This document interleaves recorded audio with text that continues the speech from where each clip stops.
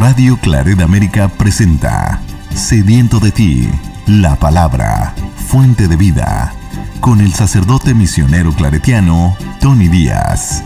Reflexiones diarias del Evangelio. Aquí iniciamos.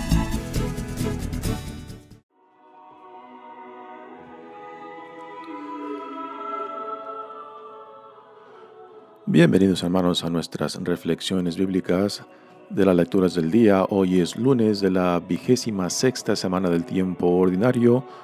Lunes de la 26ª semana del tiempo ordinario. La primera lectura de hoy viene del profeta Zacarías, capítulo 8, versículos 1 al 8. En aquellos días me fue dirigida a mí, Zacarías, la palabra del Señor en estos términos. Esto dice el Señor de los ejércitos: Yo siento por Sión un amor ardiente y celoso, un amor celoso que me arrebata. Esto dice el Señor de los ejércitos: Regresaré a Sión y en medio de Jerusalén habitaré. Jerusalén se llamará ciudad fiel, y el monte del Señor de los ejércitos, monte santo. Esto dice el Señor de los ejércitos: De nuevo se sentarán los ancianos y las ancianas en las plazas de Jerusalén, cada cual con su bastón en la mano, por su avanzada edad. Las plazas de la ciudad se llenarán de niños y niñas, que jugarán en ellas. Esto dice el Señor de los ejércitos: Aunque esto les parezca imposible a los sobrevivientes de este pueblo, ¿acaso va a ser imposible para mí? Esto dice el Señor de los ejércitos: Yo salvaré a mi pueblo de los países de Oriente y Occidente, y lo traeré aquí para que habite en Jerusalén. Él será mi pueblo y yo seré su Dios, lleno de fidelidad y de justicia. Palabra de Dios.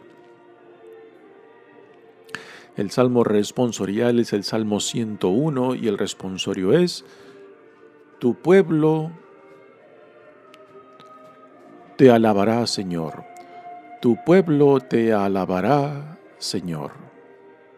Cuando el Señor reedifique a Sión y aparezca glorioso, y no se muestre a sus plegarias sordo, entonces temerán al Señor todos los pueblos, y su gloria verán los poderosos. Esto se escribirá para el futuro, y la palabra del Señor al pueblo nuevo, porque el Señor desde su altura santa ha mirado a la tierra desde el cielo, para oír los gemidos del cautivo y librar de la muerte al prisionero. Bajo tu protección, Señor, habitarán los hijos de tus siervos, y se establecerán sus descendientes. Tu nombre en Sión alabarán por eso, cuando en Jerusalén, a darte culto, se reúnan, Señor, todos los pueblos. Tu pueblo te alabará, Señor. El Evangelio de hoy viene de Lucas, capítulo 9, versículos 46 al 50. Un día surgió entre los discípulos una discusión sobre quién era el más grande de ellos. Dándose cuenta Jesús de que estaban discutiendo, tomó a un niño, lo puso junto a sí y les dijo: El que reciba a este niño en mi nombre, me recibe a mí, y el que me recibe a mí, recibe también al que me ha enviado. En realidad, el más pequeño entre todos ustedes, ese es el más grande. Entonces Juan le dijo: Maestro, vimos a uno que estaba expulsando a los demonios en tu nombre, pero se lo prohibimos porque no anda con nosotros. Pero Jesús respondió: No se lo prohíban, pues el que no está contra ustedes, está en favor de ustedes. Palabra del Señor. Muy bien, demos comienzo a nuestra reflexión de las lecturas de hoy. Estamos leyendo del profeta Zacarías. Zacarías es uno de los profetas menores en el Antiguo Testamento, después de los profetas principales como Isaías, Jeremías, Ezequiel. Pues después hay este grupo de 12 profetas que se les llama menores por el tamaño de los libros, de la cantidad, el contenido de los libros. Así que entre estos 12 profetas menores se encuentra Zacarías, y se cree que Zacarías fue contemporáneo de Ageo, de quien leímos la semana pasada. Y tanto Ageo como Zacarías están escribiendo para el pueblo que está regresando del exilio de Babilonia. Y los que regresan, pues regresan a una ciudad de Jerusalén destruida y al templo, que es el centro del culto del pueblo de Israel, destruido también. Y es un tiempo pues de desánimo, es un tiempo en lo cual, aunque contentos, alegres de regresar, pues regresan a una ciudad destruida. Y quizás esto pues les roba el ánimo, les roba las ganas, no solamente de restablecer, sino también de reconstruir sus vidas, particularmente en torno a Dios. Y es aquí donde entran el profeta Zacarías y como Ageo, en el cual se enfocan en el templo como el centro de las vidas de aquellos que regresan del exilio. Y el templo pues representa la presencia misma de Dios, y por tanto el profeta Zacarías como Ageo les recuerdan que tienen que poner a Dios en el centro de su vida, que sus vidas tienen que girar en torno al Dios que los ha librado de la esclavitud, del exilio en Babilonia. Por eso el templo es un tema central en este libro de Zacarías como el de Ageo que escuchamos la semana pasada. El libro de Zacarías, nos dicen los comentaristas, que está dividido en dos partes. La primera parte del capítulo 1 al capítulo 8 y después del 9 al 14. Y se cree de que hay por lo menos dos autores de estas dos partes del libro de Zacarías, porque el contenido pues varía mucho. Por ejemplo, en los primeros 8 capítulos de Zacarías el tema central es el templo, mientras que en la segunda parte del capítulo 9 al 14, los temas se extienden más allá del templo. El templo casi no es mencionado.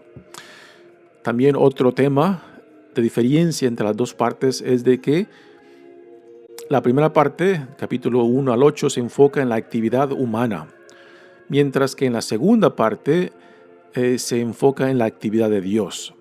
También en la primera parte, capítulo 1 al 8, el libro se enfoca en visiones, mientras que la segunda parte se enfoca en oráculos proféticos. También en la primera parte abundan las fórmulas proféticas, cuando en la segunda parte son fórmulas apocalípticas hablando de la futura venida del Mesías, ¿no? Así que por eso muchos comentaristas de este libro dicen que hay por lo menos dos autores que escribieron este libro del profeta Zacarías. En este capítulo 8, donde viene esta lectura, está compuesta por 10 oráculos o 10 profecías que el profeta Zacarías recibe. Y aquí en esta primera lectura de hoy, del versos 1 al 8, pues tenemos varias de estos oráculos, estas profecías que el profeta Zacarías recibe y después promulga para el pueblo de Dios. Dice la lectura: En aquellos días me fue dirigida a mí, Zacarías, la palabra del Señor en estos términos. Esto dice el Señor de los ejércitos. Y aquí empiezan los oráculos, los 10 oráculos que son parte del capítulo 8, que Zacarías ahora promulga para el pueblo de Israel, recordando que es un pueblo que acaba de regresar del exilio y que por tanto pues se encuentra desanimado porque al regresar se encuentra con la ciudad de Jerusalén destruida, el templo destruido, y aunque ya 10 años antes habían empezado la reconstrucción del templo, hasta ahora solamente habían reconstruido la fundación del templo y nada más. Así que del profeta Ageo, de quien escuchamos la semana pasada, y el profeta Zacarías buscan reanimar al pueblo para que reconstruyan el templo, y así el templo, que es símbolo de la presencia misma de Dios, vuelva a ser el centro del culto del pueblo de Dios. Dice el primer oráculo: yo siento por Sión un amor ardiente y celoso, un amor celoso que me arrebata. Aquí tenemos en este primer oráculo una expresión muy apasionada por parte de Dios para el pueblo, de que Dios quiere que no haya ningún otro Dios en el pueblo de Israel. Y esto es un tema interesante porque en el exilio en Babilonia, quizás el pueblo que ahora está de regreso, pues quizás tuvo contacto con otros dioses, otras religiones, ¿no? Y quiere que al regresar a Jerusalén y para reconstruir la ciudad y el templo, pues entonces vuelvan a la fidelidad con un Dios, el único Dios. Y por tanto este Dios expresa aquí un amor celoso, un amor apasionado, para que el pueblo mismo también se refleje en él y puedan vivir con un corazón unido, entregado, íntegro para con Dios. De que no haya divisiones.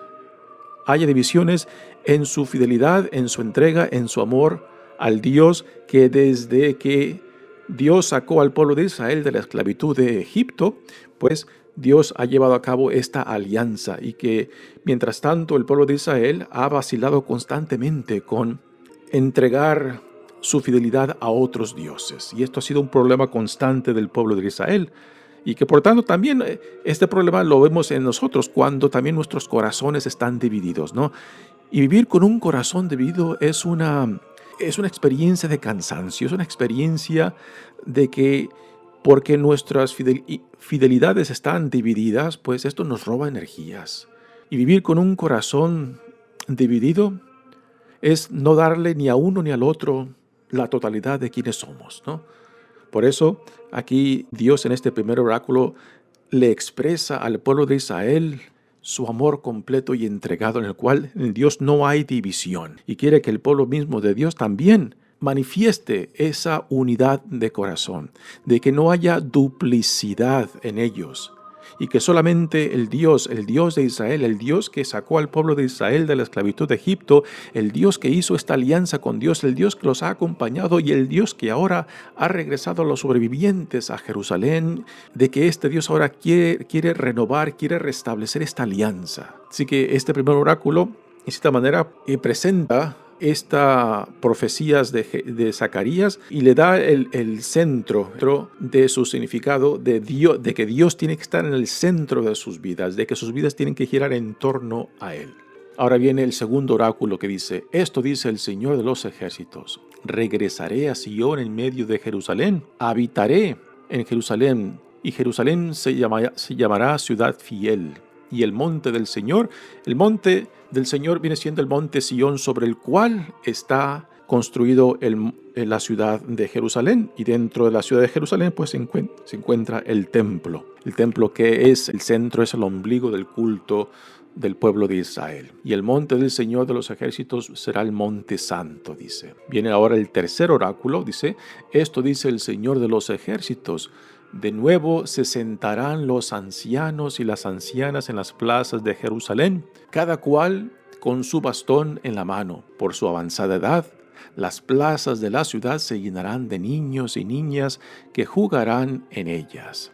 En este oráculo es fascinante cómo el profeta Zacarías identifica a dos grupos vulnerables en toda sociedad: a los ancianos y a los niños. Y los pone tanto a los ancianos como a los niños en plazas, en una imagen de paz, de serenidad, imaginando pues la experiencia del pueblo que está de regreso del exilio, donde vivían en opresión, donde vivían con miedo, donde vivían constantemente a los caprichos de otro pueblo, de otro rey. Pues aquí ahora Dios les presenta esta imagen de paz y armonía.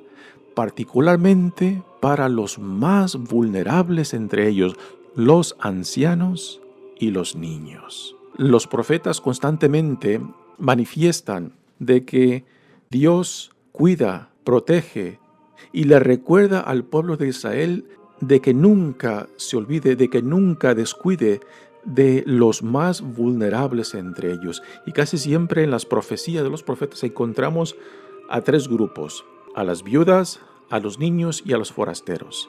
Y aquí, en esta profecía de Zacarías, ahora se incluyen dos más: a los ancianos y a los niños. Dice el siguiente oráculo: aunque esto les parezca imposible a los sobrevivientes de este pueblo, ¿acaso va a ser imposible para mí?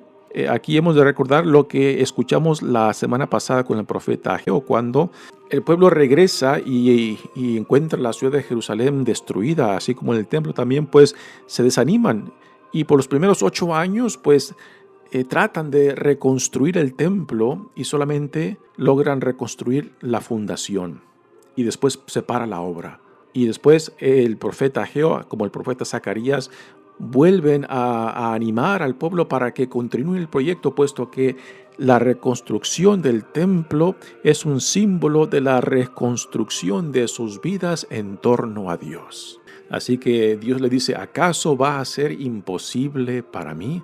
Esto dice el Señor de los ejércitos, dice el último oráculo de esta lectura: yo salvaré a mi pueblo de los países de oriente y occidente, y los traeré aquí para que habite en Jerusalén. Él será mi pueblo y yo seré su Dios, lleno de fidelidad y de justicia. Esta fórmula, yo seré su pueblo y yo seré su Dios, es la fórmula que encontramos desde que Dios hace la alianza después de que sacó al pueblo de Israel de la esclavitud de Egipto. Esta es la fórmula que constantemente se repite: yo seré su Dios y Él será mi pueblo. Ahora pongamos atención en lo que dice: yo salvaré a mi pueblo de los países de oriente y occidente. Dios no simplemente regresará a todos los exiliados de Babilonia, sino también a todos los del pueblo judío que han sido dispersados por los años, tanto en occidente como en oriente. Para nosotros cristianos, pues esto tiene un sentido muy especial, muy particular, puesto que en Cristo tenemos la realización de esta profecía de Zacarías, puesto que en Cristo Dios ha reunido pues una diversidad de los pueblos del mundo. Nuestra Iglesia Católica es quizás la Iglesia Católica más diversa en el mundo, donde podemos encontrar la mayoría de las culturas del mundo, las lenguas del mundo, como parte de una misma iglesia. Pero aquí Dios no está hablando de una iglesia, está hablando de un reino, ¿no? Está hablando de una realidad en la cual Dios llevará a cabo esta unión.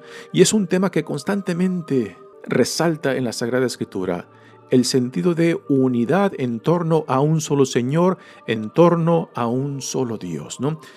Si ponemos atención en la Santa Misa, este es un tema que resalta constantemente, al cual Dios nos llama, ¿no? Que a pesar de nuestra diversidad, siempre luchemos y vayamos en busca de la unidad en medio de nuestra diversidad. Muy bien, pues es una lectura muy interesante, particularmente para un pueblo que se encuentra cansado, agobiado y quizás desanimado por su regreso a una ciudad destruida y a un templo que todavía está por reconstruir. ¿Quién no se puede identificar con esto cuando vivimos experiencias difíciles que sacuden nuestras vidas y que después pues nos roba energías, nos roba inspiración y nos roba también la visión de poder ver más allá de nuestras dificultades y problemas, ¿no? La palabra de Dios viene para recordarnos que no caminamos solos, que no estamos solos, ¿no? Y viene también para restablecer la visión de la vida a la cual somos llamados, la visión de la promesa, esa promesa en la cual se agarró tan fuertemente, por ejemplo, Abraham, Moisés, ¿no? Y la cual constantemente se nos repite, ¿no? De que sin una visión, un pueblo fácilmente se pierde. Sin una visión, un pueblo fácilmente desespera. Sin una visión, fácilmente un pueblo se entrega a la derrota. Y esto es parte de la experiencia que tenemos aquí en la primera lectura. Muy bien, pasemos ahora al Evangelio de hoy.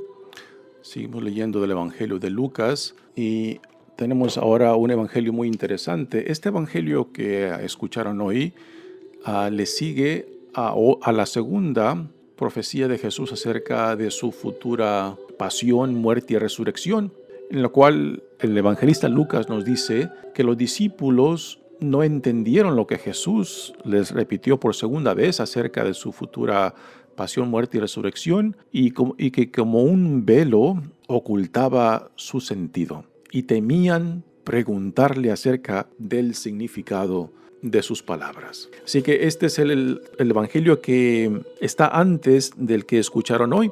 Y es muy interesante que después de estas palabras de Jesús acerca de su pasión, muerte y resurrección, pues el evangelista Lucas los tenga ahora hablando acerca de quién es el más importante entre ellos. Quizás es muy probable de que sí hayan escuchado bien las palabras de Jesús y en vez de preguntarle acerca de qué significaban, pues los discípulos ahora están planeando por las palabras que encontramos en este evangelio de hoy de qué es lo que sucederá con ellos y si es que estas palabras de Jesús llegan a hacerse realidad, de que Él sea arrestado, condenado, de que muera. Y que por tanto, porque no entienden la cuestión de la resurrección, pues no preguntan porque tienen miedo, pero sí parece que porque están discutiendo entre ellos quién es el más importante, quizás están planeando la futura ausencia de Jesús y qué pasará con ellos, si van a continuar o se dispersarán y llegará a nada lo que ahora han venido haciendo con Jesús. Dice el Evangelio: un día surgió entre los discípulos una discusión sobre quién era el más grande de ellos. Dándose cuenta Jesús de lo que estaban discutiendo, tomó a un niño, lo puso junto a sí y les dijo: el que reciba a este niño en mi nombre, me recibe a mí. Y el que me recibe a mí, recibe también al que me ha enviado. En realidad, el más pequeño entre todos ustedes, ese es el más grande. Así que tenemos varios temas en este pequeño evangelio de hoy. Para empezar, es un contraste muy grande que después de que Jesús les habla de su futura pasión y muerte y resurrección, pues los discípulos empiezan a hablar acerca de quién es el más importante entre ellos, como si quisieran no hablar de ese tema y lo encubren hablando acerca de este otro, pero que es un tema que en cierta manera es un contraste inmenso acerca de la pasión, muerte y resurrección, y ellos empiezan a hablar acerca de quién es el más importante. No deja de crear una sorpresa ante cierta ridiculez de que ellos saquen el tema después de que Jesús les habla de su futura pasión, muerte y resurrección. Jesús toma entre ellos y pone a un niño. El que reciba a este niño en mi nombre, me recibe a mí, ¿no? Aquí Jesús se identifica con un niño. ¿Y qué es lo que Jesús ve en un niño que lo utiliza como ejemplo? Y no solamente para él, sino también para Dios, de que Dios se identifica con un niño. Pero repito, ¿cuáles son las cualidades de ese niño con la cual Jesús como Dios se identifican? Bueno, un niño casi en todas las sociedades representa vulnerabilidad, representa debilidad, representa impotencia. Y es muy interesante de que Jesús utilice la imagen de un niño para identificarse con él. Ahora, ¿qué es lo que nos dice Jesús con estas palabras? El que reciba a este niño en mi nombre, me recibe a mí.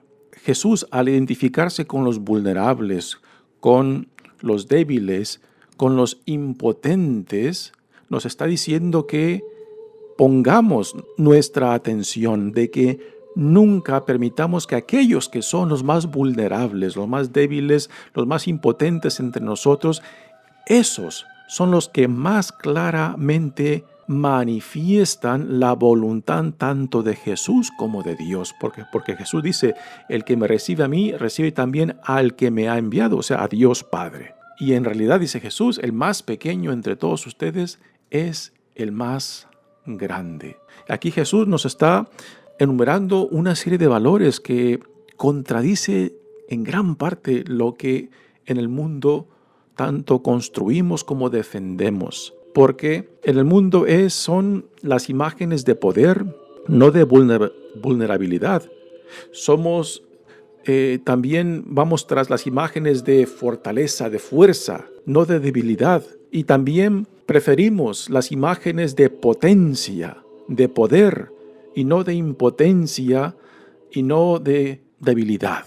Y es impresionante cómo Jesús en este niño, pues, nos dice de que el camino del reino está en el identificarnos con aquellos más vulnerables, débiles e impotentes, no para convertirlos en víctimas, no simplemente para acogerlos como gente que no valen para nada, sino todo lo contrario, para revestirlos con la dignidad que les pertenece y para empoderarlos con esa dignidad e identidad que Dios nos da por medio de Jesucristo. Jesús aquí en esta imagen del niño pues no está diciendo en realidad nada nuevo, es un tema que lo encontramos en los profetas, en la tradición profética, ¿no? De que constantemente Dios por medio de los profetas le recordaba al pueblo de Israel que nunca se olvidaran de los más vulnerables entre ellos y casi siempre mencionaban a 3 grupos: a las viudas, a los huérfanos y a los extranjeros, ¿no? Que en la medida de que nos identifiquemos y que tratemos con dignidad y respeto a los más vulnerables entre nosotros, pues ahí se está manifestando claramente la voluntad de Dios, el amor de Dios, la justicia de Dios.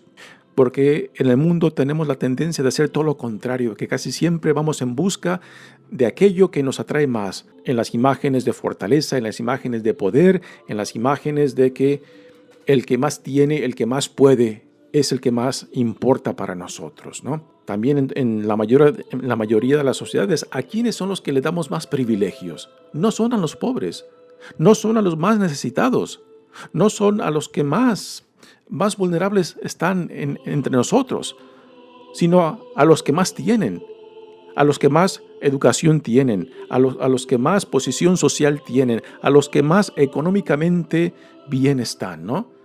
Y es impresionante cómo es a estos grupos a quien se les da más importancia, a quien se les da más privilegios.